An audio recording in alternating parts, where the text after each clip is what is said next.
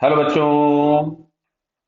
यहां लिखा है a sphere of radius r and mass m has linear velocity v naught, ठीक है, directed to the left and no angular velocity is placed on a horizontal platform moving towards right with constant velocity 10 metre per second.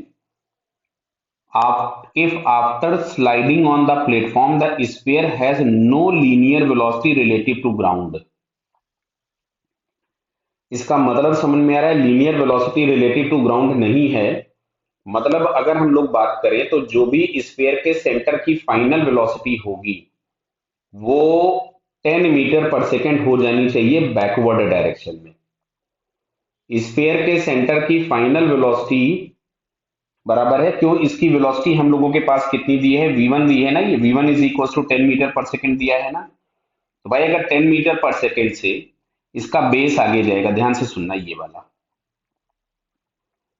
ये अगर आगे की तरफ में 10 metre पर second से जा रहा होगा तो इसका सेंटर भी अगर ग्राउंड के रेस्पेक्ट में फाइनली 10 मीटर पर सेकंड से जा रहा होगा, बराबर है, तो ये हम लोगों को कैसा दिखेगा, रेस्ट पे। क्लियर है। चलिए आगे पढ़ते हैं क्वेश्चन हम लोग। लिखा है rolling on the platform without sliding. अब ये प्लेटफॉर्म पे रोलिंग भी कर रहा है, प्योर रोलिंग कर रहा है। The coefficient of friction between sphere and the platform is mu k, determine the required value of v naught in metre per second. ठीक है, तो सबसे पहले समझो। अब देखो, जैसे हम लोग कोई भी एक पॉइंट ले लेते हैं, यहां कहीं पे प्लेटफॉर्म पे नहीं लेते बिकॉज प्लेटफॉर्म हमारे पास फिलहाल नॉन इनर्शियल फ्रेम हो जाएगा। तो प्लेटफॉर्म की हाइट हम लोग 0 कंसीडर करते हैं और यहां कहीं पे हम लोग एक पॉइंट ले लेते हैं।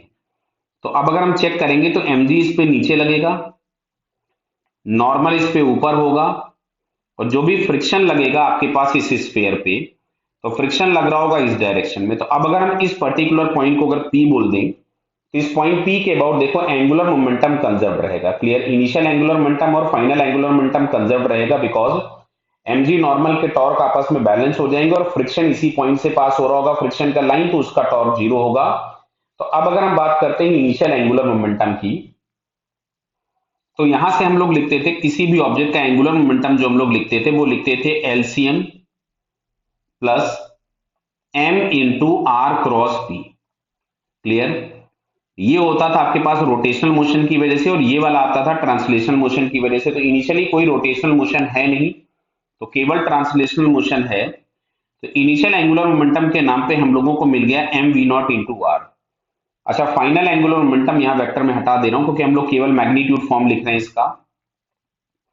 अच्छा, फाइनल एंगुलर मोमेंटम अगर हम लोग लिखेंगे तो आपसे बोला गया है ग्राउंड के रेस्पेक्ट में, मतलब पी पॉइंट के रेस्पेक्ट में, पी पॉइंट हमने ग्राउंड पे ही लिया है कहीं, तो पी पॉइंट के रेस्पेक्ट में केवल और केवल ये रोटेट करता हुआ दिखाई देगा, तो हमको एंगुलर मोमेंटम मिलेगा आई ओमेगा।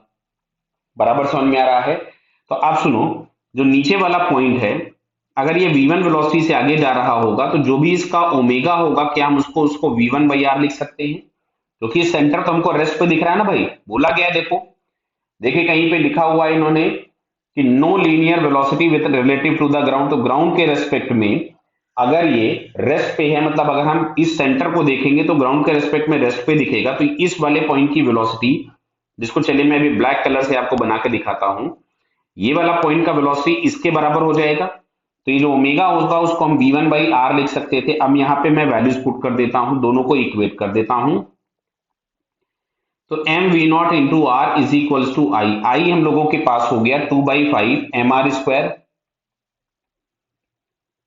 इंटू ओमेगा, और ओमेगा की जगह पे हमने लिख दिया v1 बाई आर। तो देखो, इस आर से आर कैंसिल हो गया, एम से एम कैंसिल हो गया, तो फाइनली आपके पास यहां से जो वी नॉट मिल रहा है, वी नॉट 11/2/5 टाइम्स v1, और v1 इज इक्वल टू दिया था 10, ये देखिए दिया हुआ है 10 मीटर पर सेकेंड। तो मैंने अगर यहाँ पे पुट कर दिया 2/5 टाइम्स 10, तो जो v नॉट है उस v नॉट की वैल्यू हम लोगों को मिल जाएगी 4 मीटर पर सेकेंड, यानी रिक्वायर्ड वेलोसिटी कितनी होनी चाहिए थी, 4 मीटर पर सेकेंड। क्लियर बेटा, ओके, ऑल द बेस्ट।